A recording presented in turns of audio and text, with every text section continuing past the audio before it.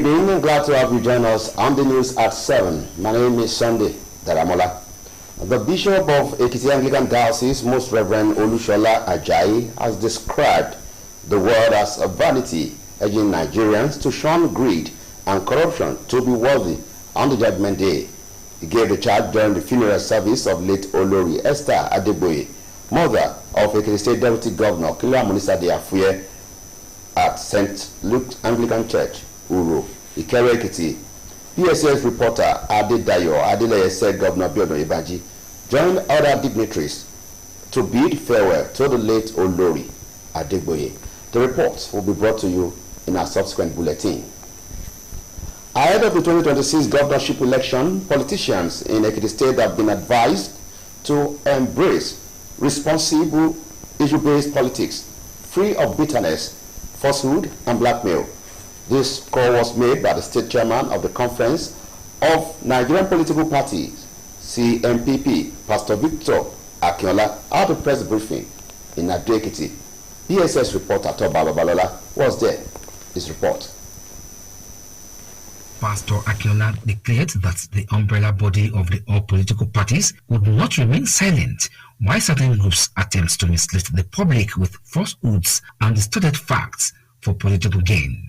He condemned a recent press conference organized by promoters of the group, Mega, describing it as a deliberate distortion of facts and an unsuccessful attempt to distract Governor Biodo Ibanji, whose administration has transformed the state's fortunes through measurable progress across sectors.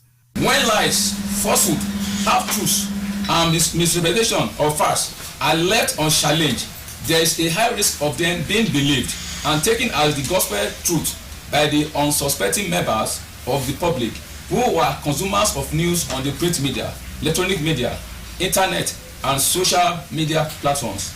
As responsible and patriotic citizens of the state, we are compelled to debunk the lies shown out by the trio of Abimbola Olawumi, Motunde Faduyi, and Benga Baba. The CNPP chairman emphasized that the positive impacts of the Oyebanji government is evident throughout Ekiti State, particularly in the execution of a 6-point agenda. He stressed the need to correct the record, accusing members of Mega, many of whom he claimed are non-residents, of criticizing their homeland from a distance. The recent press conference addressed by promoters of Mega can be best described as a tissue of lies, cocktail of falsehood, salad of blackmail, and blatant misrepresentation, distortion of facts. They are not in tune with the reality on ground, and that is why they have stayed outside to throw stones at their father's land, and we are in receipt of incredible intelligence that they are being sponsored by politicians. Highlighting key achievements of the governor, Pastor Akinola cited school and hospital renovations, improved access to public services, employment of thousands of youths in education and civil service, quality health care delivery, youth engagement in agriculture, and major road infrastructure projects, including alternative routes for travelers to Ondo, Oyo, Osun, and Lagos states. He noted that efforts are ongoing to repair federal roads within the states. The CNP also wishes to state that the present administration of the state has provided employment for thousands of youths through recruitment into civil service, teaching service, local government services, fire services, Amontego Corps, Agro Rangers, anti-grazing marshals, while thousands of youths are also engaged through the Bring Back the Youth into Agriculture scheme in 3 clusters across the state to boost food security. Affirming Governor Oyebanji's commitments to transparency, the CNPP chairman dismissed allegations of fund mismanagement as baseless and imaginary. Toba Babalola reporting. Forum of chairmen and members of commissions, boards, and agency in Ekiti State have joined the list of groups calling on Governor Biodo Oyebanji to recontest for a second term in office. At the ceremony in Ado-Ekiti, the forum unanimously endorsed the governor and his deputy for the next year governorship election. BSS reporter Abayomi Beke has more. His report.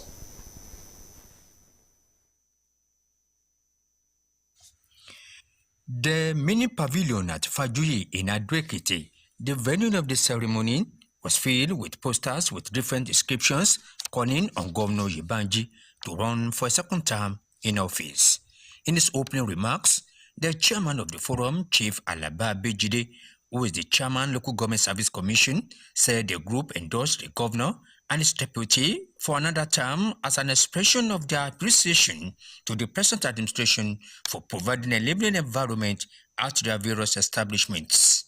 We are therefore unanimously calling on the governor, Mr. Abiodun Oyebanji, to declare his interest to contest for the positions of the executive governor of the state in 2026. The chairman board for vocational and technical education, Pastor Kayede Babade, moved a motion for the endorsement, seconded by a member of the House of Assembly Commission, Mrs. Folarishi Adeosi, and ratified by the State House of Assembly Speaker, Mr. Adoye Aribasoye. If a favor that Governor Abiodun Oyebanji be endorsed by all members, chairmen and members, that Mr. Governor continue to 2030. Say Earlier, representatives of the forum from the 3 senatorial districts in the state who took turns to express the reasons for the endorsement said Governor Yebanji's performance in less than 3 years in office was unprecedented.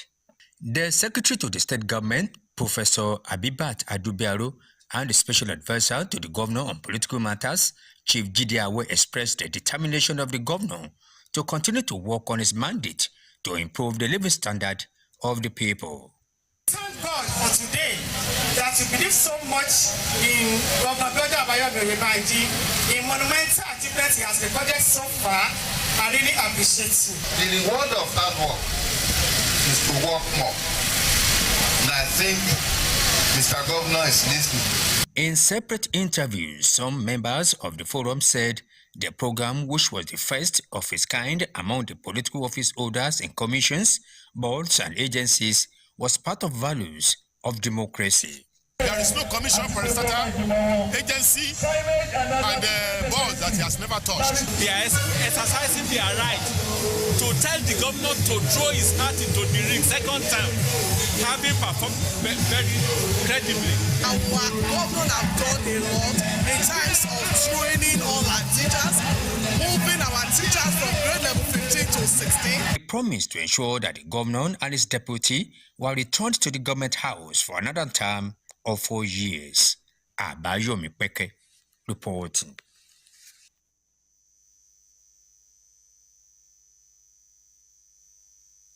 Alternative lively or groups whose properties were affected by the implementation of Ekiti Knowledge Zone projects. Governor Abiodun Oyebanji made a statement while presenting checks to 195 persons affected by the project within Ado and Iroyin Ekiti. Government House reporter Yemi Olabitemu was there. His report.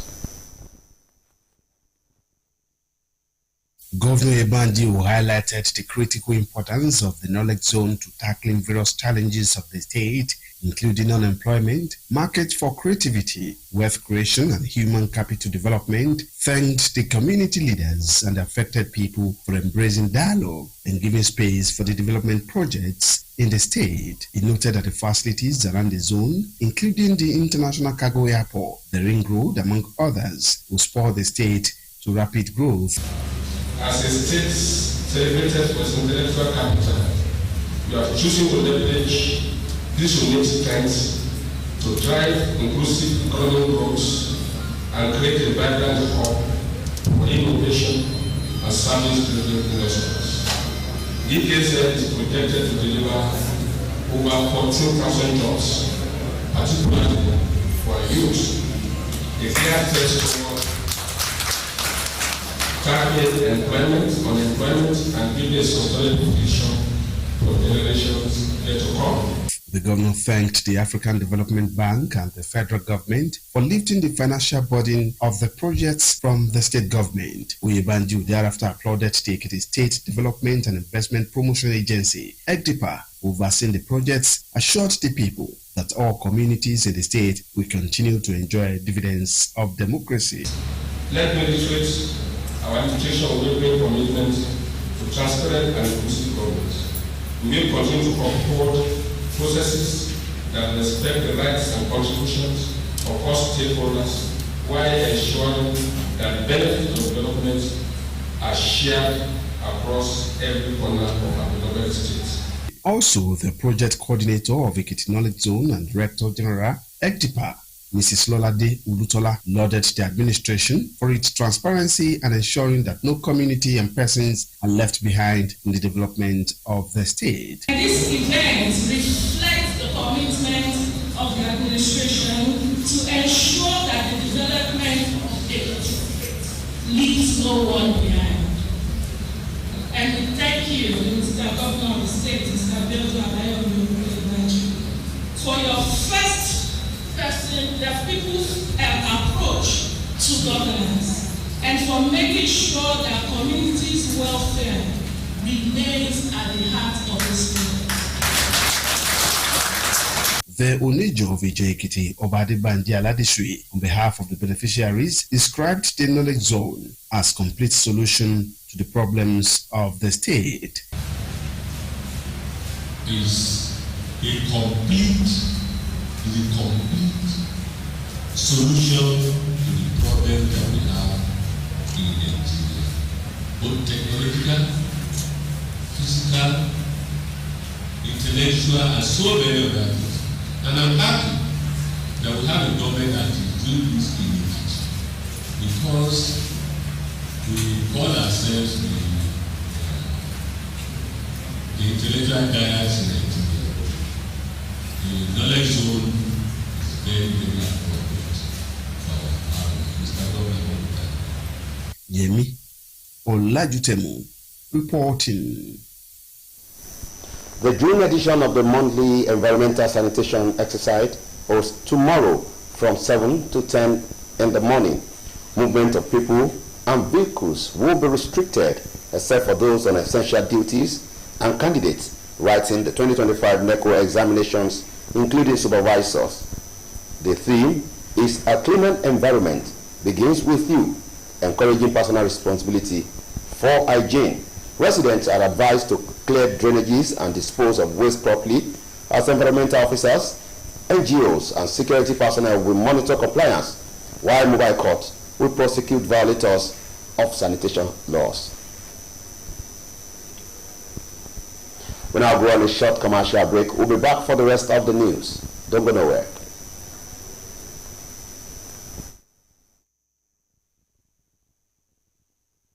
Chef Mixed Spices Seasoning Cube don't land with all your rich spices where you love inside one cube.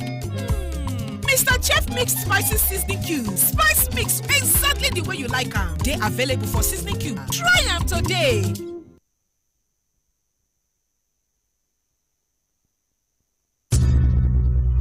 Beautiful, it's your name. Wonderful is what you are to me. Eba mi kira fún mama mi. Orisha mi ya o, kò sí láyé. Every mom. Mr. Chef Mixed Spices Seasoning Cube don't land with all your rich spices where you love inside one cube. Mr. Chef Mixed Spices Seasoning Cube. Spice mix exactly the way you like them. They available for seasoning cube. Try them today.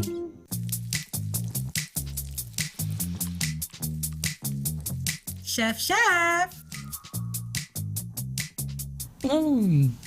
Mr. Chef, what's your secret? My secret is the wide range of seasoning powders from Mr. Chef. Perfect for meals such as spicy stew, goat meat, roasted beef, fried rice, and coca. Unleash your inner chef and explore our wide range of Mr. Chef seasoning powder.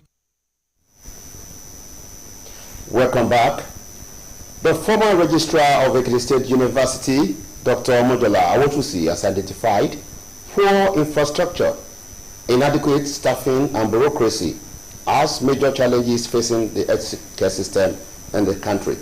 Dr. Awotusi was a guest speaker at training on communication and disclosure at the College of Nursing Sciences Auditorium in Ekiti. advised clinicians to improve listening skills, maintain confidentiality, share information appropriately, and respect social distance.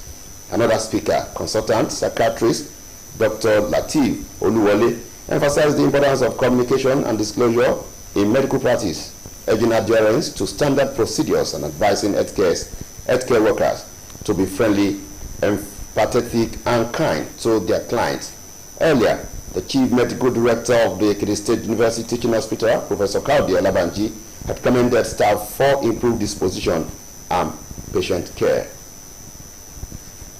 On the wife of the Ektv State Governor, Dr. Iroyin Lekunrere, says that the law enforcement is not enough to fight against illicit drug consumption in Nigeria, but education and empowerment of individuals struggling with addictions. Dr. Lekunrere gave the advice at the ceremony to commemorate this year's World Drug Day in Ektv State. The First Lady, represented by the Director General of the Bureau of Civic Orientation and Citizenship, Mrs. Olawumi Famuyiwa, reiterated the state government's commitment to advocacy, community engagement, and support for the rehabilitation and reintegration of drug-dependent individuals. She explained that her office was particularly proud of the partnership with the NDLEA in the previous year, which saw the provision of logistics, welfare packages, and engagement with key stakeholders. The House of Representatives has constituted an ad hoc committee to investigate the federal government's implementation of the compressed natural gas policy across the country. Speaking at the event in Abuja, the chairman of the committee, Amadu Jahar, said that the task of the committee includes assessing the safety, viability, and sustainability of the CNG policy in Nigeria. He pledged the readiness of the committee to engage relevant agencies of government, international oil companies, and other stakeholders to ensure that the nation's policy on CNG meets global best practices.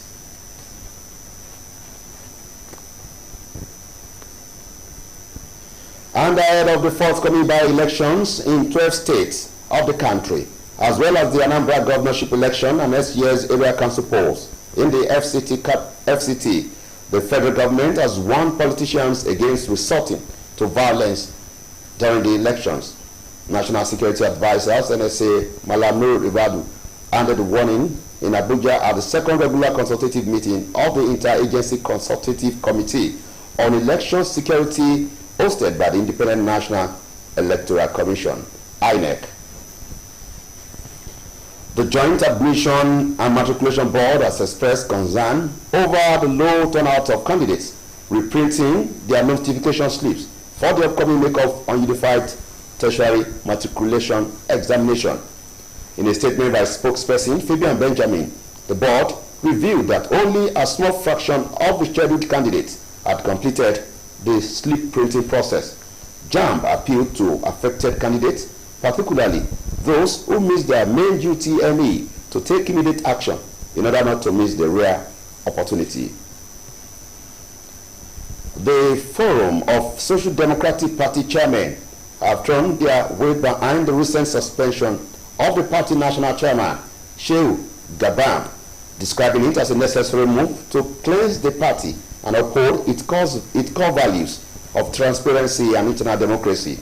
Speaking on behalf of the 36 state chairmen at a press conference in Abuja, the forum chairman, Femi Olaniyi, dismissed rumors of internal crisis and emphasized that the party remains united in its mission to offer Nigerians a credible political alternative. The forum reiterated its support for the National Working Committee's decision to suspend Gabam, along with the National Auditor, Clarkson Nnamdi, and National Youth Leader, Ogbonna Chukwuma. The federal government has assured public that Nigerians living in Iran remain safe, despite recent security concerns in the region. This reassurance came through the Nigerian in Diaspora Commission and the Nigerian Embassy in Tehran. The chairman of NIDCOM, Abike Dabiri-Erewa, reiterated the government commitment to the safety and welfare of Nigerians abroad.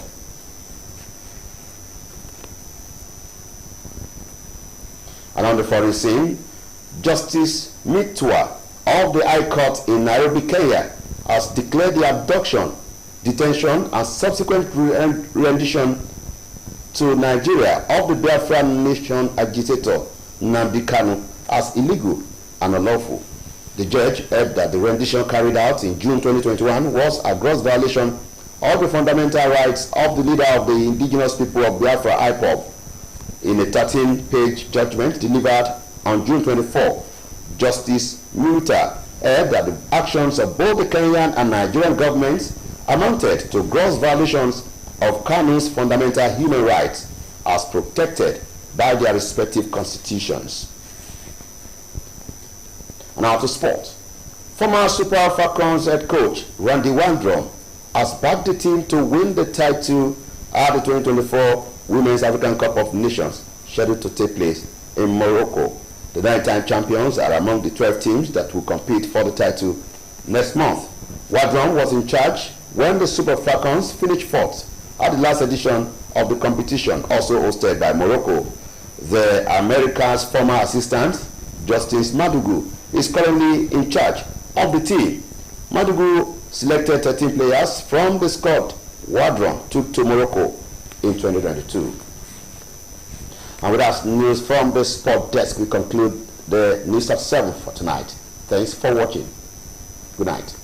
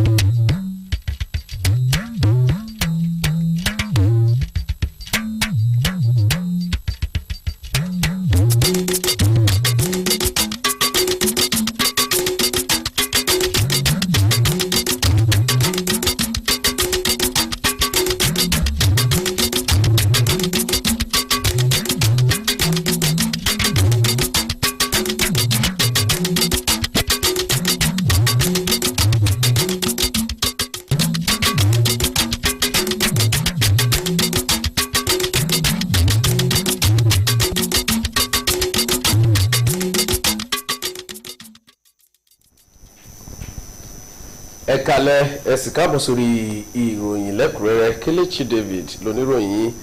Bíṣọ́ọ̀bù ìjọ Anglican lẹ́kùn Èkìtì ẹni ọ̀wọ̀ jùlọ Olúṣọlá Àjàyí ti ṣàpèjúwe ilé ayé bíi asán bó ti rọ àwọn ọmọ Nàìjíríà láti yàgò fún ojúkòkòrò àti ìwà ìbàjẹ́ láti wà ní yíyẹ lọ́jọ́ ìdájọ́. Ó sọ̀rọ̀ náà lásìkò ìsìnkú olórí Esther Adégbòye, ìyá igbákejì gómìnà ìpínlẹ̀ Èkìtì Ọ̀kínlúà Mọ́nísádé Àfúyẹ́ nílé ìjọsìn St. Luke's Anglican Uro Ìkẹrẹ Èkìtì.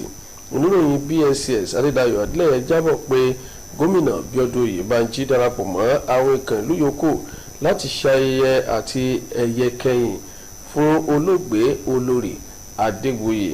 Nínú ìwàásù rẹ̀, Bíṣọ́ọ̀bù Àjàyí sọ pé gbogbo èèyàn ni wọ́n ti fi lélẹ̀ fún láti kó. Ó pàrọwà sí àwọn ọmọ orílẹ̀-èdè yìí láti yàgò fún ojúkòkòrò àti ìwà ìbàjẹ́. Nígbà tó ń bá àwọn ọmọ ìjọ náà sọ̀rọ̀, gómìnà Oyèbánjí gbóríyìn fún olóògbé olórí Adégbòye fún ipa rere rẹ̀ nínú ayé. Gómìnà ṣàpèjúwe olórí tí ó dolóògbé náà gẹ́gẹ́ bí obìnrin tó ṣe fi ṣàwòkọ́ṣe. Ó ní títí láé ni wọn yóò máa rántí iṣẹ́ rere rẹ̀. Ó dúpẹ́ lọ́wọ́ àwọn ọmọ ìjọ náà àti ìlú Ìkẹrẹ lápapọ̀ fún àtìlẹ́yìn fún igbákejì gómìnà àti àwọn ẹbí rẹ̀ lákòókò ìsìnkú náà. Ọ̀gbẹ́ni Oyèbánjí gbóríyìn fún igbákejì gómìnà Ọ̀kínlúà Mọ́nísádé Àfúyẹ́ fún ìjólóòtọ́ àti ìtẹríba rẹ̀. Ó ní òun ò kábàámọ̀ láti yàn án gẹ́gẹ́ bí igbákejì òun àwọn ọmọ olóòkú ọ̀hún ló ṣe ètò ìdúpẹ́ níbi ìsìnkú náà. àwọn ikọ̀ ìlú tó tún wà níbi ìsìnkú ọ̀hún ni aya gómìnà ọ̀mọ̀wé ọláyẹmí abíọ́dún oyèbánjí, aṣáájú ìlànà ilé-ìgbìmọ̀ asòfin àpapọ̀ àgbà sẹ́nitọ̀ ọpẹ́yẹmí bámidélé, igbákejì gómìnà ìpínlẹ̀ ògùn sàlàkọ́ oyèdélé, igbákejì gómìnà ìpínlẹ̀ oǹdó ọláyídé adélàmí, àwọn gómìnà tẹ́lẹ̀ rí nípínlẹ̀ yìí níyì adébáyọ̀ àti ṣẹ́gun òní, erelú bísí fáyemí, sẹ́nitọ̀ yẹmí adaramodu àti sẹ́nitọ̀ sírù fàṣùyì tó fi mọ́ lára àwọn aṣojú ìpínlẹ̀ yìí nílé ìgbìmọ̀ asòfin àpapọ̀ kejì fẹ́mi bámiṣílẹ̀ àti olóyè wọlé ọlánìpẹ̀kun SAN. ṣáájú ìdìbò gómìnà ọdún 2026 àwọn òṣèlú nípínlẹ̀ èkìtì ni wọ́n ti gbà nímọ̀ràn pé kí wọ́n ṣe òṣèlú tó dá lórí ohun tí wọ́n fẹ́ ṣe láìsí ẹ̀tanú èké àti ìbanilórúkọ jẹ́. alága àgbáríjọpọ̀ àwọn ẹgbẹ́ òṣèlú nàìjíríà nípínlẹ̀ yìí CNPP olùṣọ́àgùntàn Victor Akínọlá fúnpẹ̀ náà nígbà tó ń bá àwọn oníròyìn nípínlẹ̀ yìí sọ̀rọ̀ nílùú Adó Èkìtì. oníròyìn BSCS tó Abọ́lọ́lá mábọ̀wá pé olùṣọ́àgùntàn Akínọlá sọ pé àgbáríjọpọ̀ àwọn ẹgbẹ́ òṣèlú ni wọn ò ní fàyè gba ẹgbẹ́ kankan láti ṣì àwọn aráàlú lọ́nà pẹ̀lú àgbékalẹ̀ irọ́ lórí ohun tí wọ́n fẹ́ jẹ. ó bẹnu àtẹ́lu ìròyìn tí àwọn alátìlẹyìn ẹgbẹ́ mega ṣe tó ṣàpèjúwe rẹ̀ gẹ́gẹ́ bí ọ̀nà àti dọwọ́bo òótọ́ nípa ìjọba gómìnà Bíọ́dún Oyèbánjí, léyìí tí ó ní ó ti mú àyípadà ọ̀tun bá ìpínlẹ̀ yìí nípa àgbékalẹ̀ ètò àṣeyọrí rẹ̀ jákèjádò ìpínlẹ̀ yìí.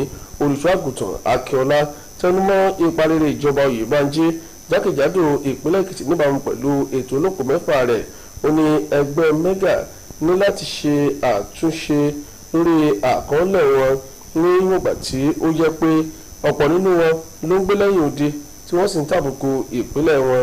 pásítọ̀ Akínọlá mẹ́nu bà àwọn àṣeyọrí gómìnà láti lórí àtúnṣe àwọn iléèwé, ilé ìwòsàn, mímú àgbéga bẹ́tò ìjọba, gbígba ẹgbẹgbẹ̀rún àwọn ọ̀dọ́ síṣẹ́ olùkọ́ àti iṣẹ́ ìjọba, ìṣètò ìlera tó péye, ríró àwọn ọ̀dọ́ lágbára lórí ètò ọ̀gbìn àti ṣíṣe àkànṣe iṣẹ́ àwọn ojú pópó fún àwọn arìnrìn-àjò sípínlẹ̀ Oǹdó, Ọ̀yọ́, Ọ̀ṣun àti Èkó.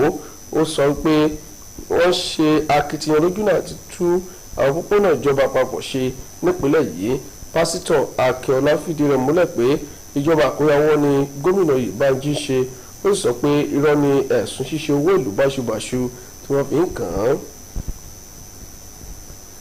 àpéjọ àwọn alága àti àwọn ọmọ ìgbìmọ̀ láwọn iléeṣẹ́ àti ẹ̀ka ìjọba nípínlẹ̀ Èkìtì ti darapọ̀ mọ́ àwọn tó ń pe gómìnà Bíọ́dún Oyèbánjí láti díje fún sáà kejì lọ́fíìsì níbi ètò kan tó wáyé nílùú Adó Èkìtì. ẹgbẹ́ náà jùmọ̀ fọwọ́ sí pé kí gómìnà àti igbákejì rẹ̀ díje nínú ìdìbò gómìnà ọdún tó ń bọ̀. oníròyìn BSCS àbáyọ̀mí pẹ́kẹ́ jábọ̀ pé ètò náà tó wáyé lóríkò ìṣètò tó wà ní Fájuyì nílùú Adó Èkìtì ló kún fún àwọn èèyàn tí wọ́n gbé onírúurú àkọlé lọ́wọ́ tí wọ́n pè kí gómìnà Oyèbánjí ṣèjọba lẹ́ẹ̀kejì. nínú ọ̀rọ̀ rẹ̀ olórí ẹgbẹ́ náà olóyè Àlàbá Abéjídé tó tún jẹ́ alága fún àjọ tó rí sọ̀rọ̀ òṣìṣẹ́ ìjọba ìbílẹ̀ sọ pé ẹgbẹ́ náà ti fọwọ́ sí ìṣèjọba ẹlẹ́ẹ̀kejì gómìnà fún mímọ rírì ipa ìjọba rere ti gómìnà Oyèbánjí. alága àjọ tó rí ṣètò ẹ̀kọ́ ẹ̀kọ́ṣẹ́ ọwọ́ nípínlẹ̀ yìí pásítọ̀ Káyọ̀dé Babádé dábàá kí gómìnà Oyèbánjí ṣe sáà kejì nígbàtí ọ̀kan lára ọmọ ìgbìmọ̀ tó ń rí sọ̀rọ̀ àwọn òṣìṣẹ́ ilé-ìgbìmọ̀ asòfin ìpínlẹ̀ yìí Fọlárúnṣe Ayádéwùsì sì kejì àbá náà tí olórí ilé-ìgbìmọ̀ asòfin ìpínlẹ̀ yìí ọ̀gbẹ́ni Adéoyè Àríbásóyè sì fòǹtẹ̀lù. ṣáájú ni àwọn aṣojú ọmọ ẹgbẹ́ náà sọ pé ìfọwọ́sí ìjọba gómìnà Oyèbánjí lẹ́ẹ̀kejì ní látàrí àwọn àṣeyọrí rẹ̀ láàrin ọdún mẹ́ta lọ́fíìsì. akọ̀wé ìjọba ìpínlẹ̀ Èkìtì ọ̀jọ̀gbọ́n Àyùbá Adúbíaró àti olùdámọ̀ràn fún gómìnà lórí òṣèlú olóyè Jídé Awẹ́ sọ pé ìpinnu gómìnà ní láti mú ìgbàgbádùn àwọn aráàlú lọ́kùnkúndùn nínú ìfọ̀rọ̀wánilẹ́nuwò. Ọ̀pọ̀ àwọn ọmọ ẹgbẹ́ náà sọ pé ètò náà jẹ́ ìgbà àkọ́kọ́ ní iléeṣẹ́ àjọ àti ẹ̀ka ìjọba tiwantiwa. Wọ́n ṣèlérí láti sa gbogbo ipá wọn lójúnà àti jẹ́ kí gómìnà àti igbákejì rẹ̀ padà sí ilé ìjọba fọ́dún 4 míì. Ìjọba ìpínlẹ̀ Èkìtì ti san bílíọ̀nù kan irinwó ó lé ní 50 mílíọ̀nù náírà fún àwọn èèyàn 150 tí àmúṣe àwọn iṣẹ́ àgbékalẹ̀ ìmọ̀ Èkìtì ṣe àkóbá fún ohun ìní wọn, nígbà tí ó ń fún àwọn tó jẹ àǹfààní náà tí wọ́n wá láti àwọn agbègbè ọ̀tọ̀ọ̀tọ̀ láàrin ìlú Adó àti Ìjọ Èkìtì ní Sọ̀wédowó. Gómìnà Oyèbánjí ṣàlàyé pé ìjọba òun yóò máa pèsè ọ̀nà àtijẹ fún ẹnikẹ́ni tàbí ẹgbẹ́ tí wọ́n bá lè ṣe àkóbá fọ́nà àtijẹ rẹ̀ nítorí àmúṣe ètò ìdàgbàsókè ìpínlẹ̀ yìí. Akọ̀ròyìn ilé ìjọba wa Yẹmí Ọlájùtẹ̀m jábọ̀ pé gómìnà Oyèbánjí mẹ́nubà pàtàkì àgbékalẹ̀ oríkò ìmọ̀ láti lè yanjú àwọn ìpèníjà ìpínlẹ̀ yìí lórí ọ̀rọ̀ àìsíṣẹ́, ìdàgbàsókè ọjà, ìpèsè ọrọ̀ àti ìrónilágbára. Ó sì dúpẹ́ lọ́wọ́ àwọn aṣáájú ìlú àti àwọn ẹni ọ̀rọ̀ kàn fún ìfikùnlukùn àti fífàyè gba àwọn iṣẹ́ ìdàgbàsókè nípínlẹ̀ yìí. Ó sọ pé àwọn ohun tí ó wà lóríkò náà bíi pápákọ̀ òfurufú, ọ̀nà Àbújá àti àwọn ohun míì yóò ṣokùnfà ìdàgbàsókè ìpínlẹ̀ yìí. Gómìnà dúpẹ́ lọ́wọ́ báńkì tó ń rí sí ìdàgbàsókè ilẹ̀ Áfíríkà àti ìjọba àpapọ̀ fún pípèsè owó fún ìpínlẹ̀ yìí láti ṣe àwọn àkànṣe iṣẹ́ náà. Gómìnà Oyèbánjí gbóríyìn fún àjọ TIPA fún àbójútó àkànṣe iṣẹ́ ọ̀hún. Bó ti sọ pé òun yóò rí dájú pé àwọn èèyàn ìpínlẹ̀ yìí jẹ́ èrè àǹfààní ìjọba àwọn ara wa síwájú sí i. Alákòóso àjọ àti ọ̀gá àgbà àjọ TIPA Lọ́ládé Ayọ̀olútọ́lá ṣàtẹnumọ́ àkóyawọ́ ìjọba yìí, bó ti wí pé kò sí ìlú kankan tí yóò gbẹ̀yìn nínú àwọn ètò ìdàgbàsókè ìpínlẹ̀ yìí.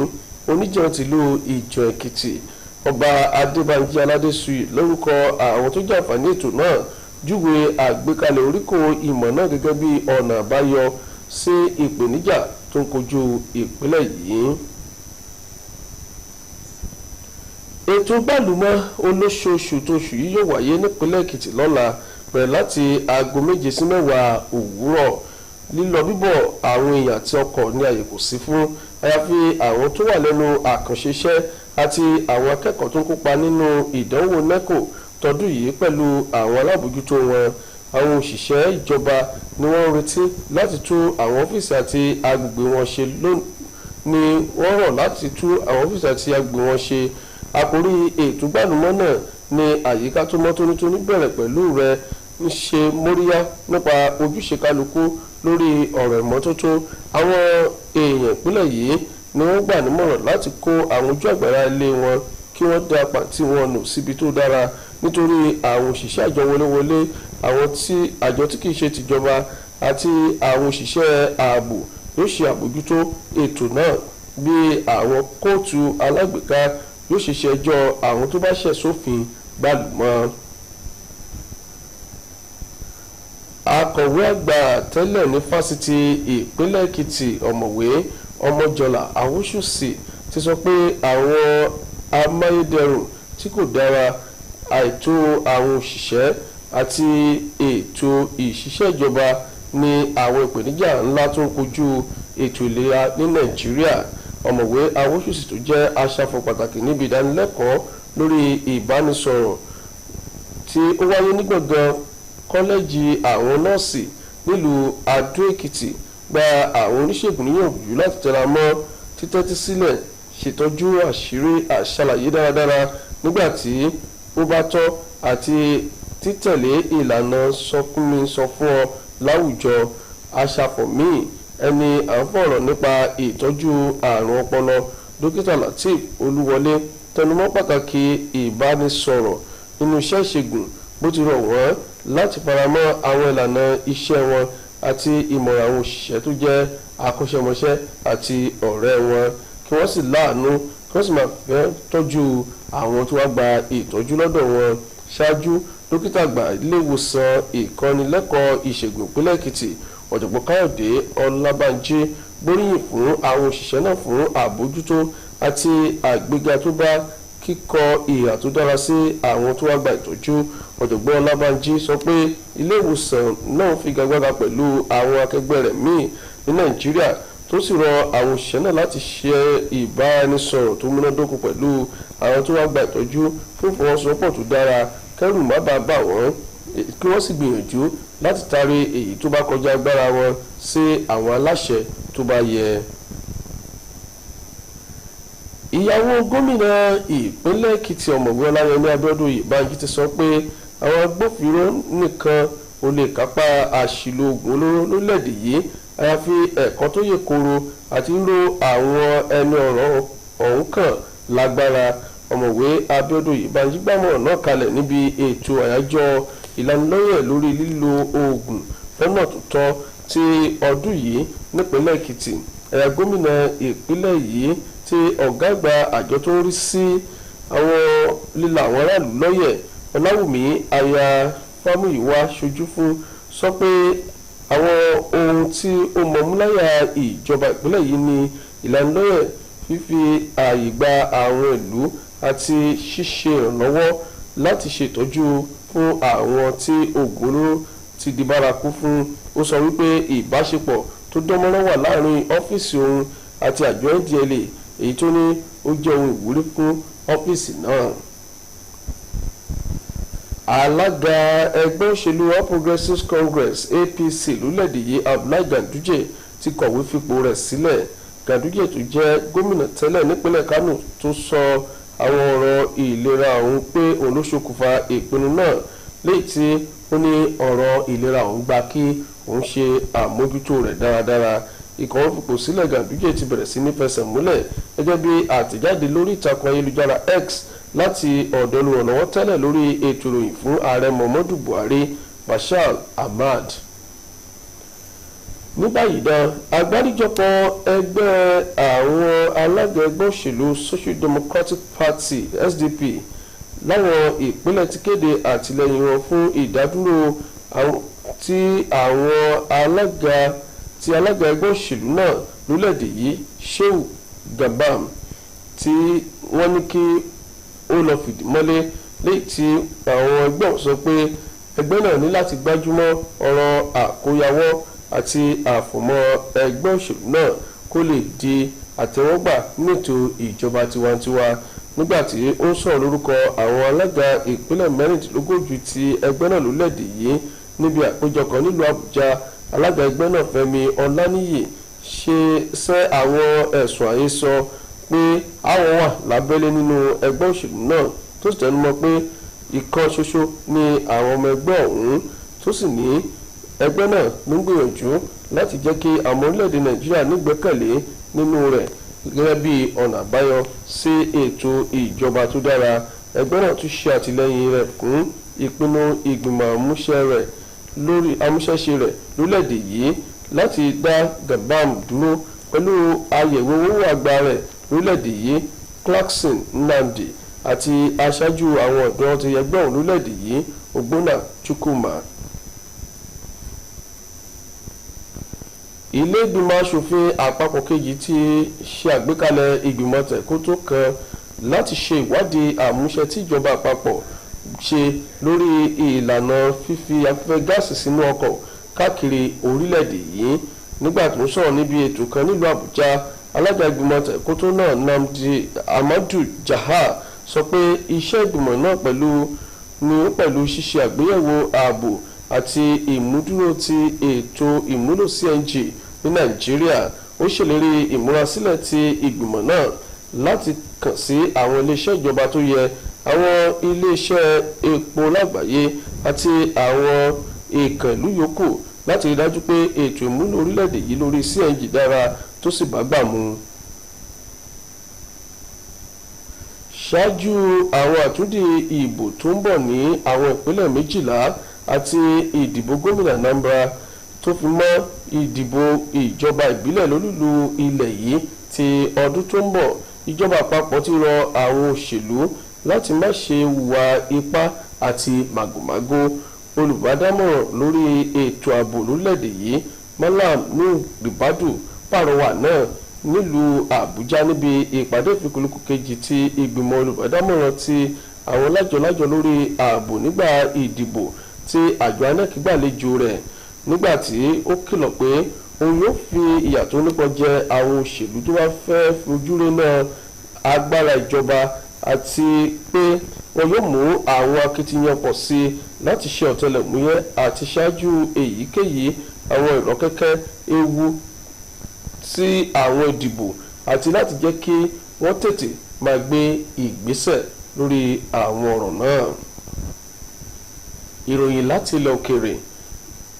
Adájọ́ Wita ti ilé ẹjọ́ gíga ní ìlú Nairobi nílẹ̀ Kenya ti kéde ọ̀nà tí wọ́n gbà gbé aṣáájú ẹgbẹ́ IPOB Nnamdi Kanu kúrò lórílẹ̀‐èdè náà sátìmọ́lé ní Nàìjíríà bíi èyí tó lòdì sófin tí kò sì bójúmu. Adájọ́ náà gbà pé ọ̀nà tí wọ́n gbà gbé aṣáájú IPOB náà ní oṣù kẹfà ọdún 2021 lòdì sẹ́tọ̀ ọmọ ènìyàn nínú ìdájọ́ olójú ewé 13 náà tí ó wáyé ní ọjọ́ 24 oṣù yìí. Adájọ́ Wita gbà pé àwọn iṣẹ́ àti ìgbésẹ̀ ìjọba ilẹ̀ Kenya àti Nàìjíríà lòdì sófin àwọn ẹ̀tọ́ ọmọ ènìyàn ní pàtàkì ti Kanu. Èyí ló pin ìròyìn lẹ́kùnrẹ́rẹ́ ìyókù tó di lọ́la kásùn lọ.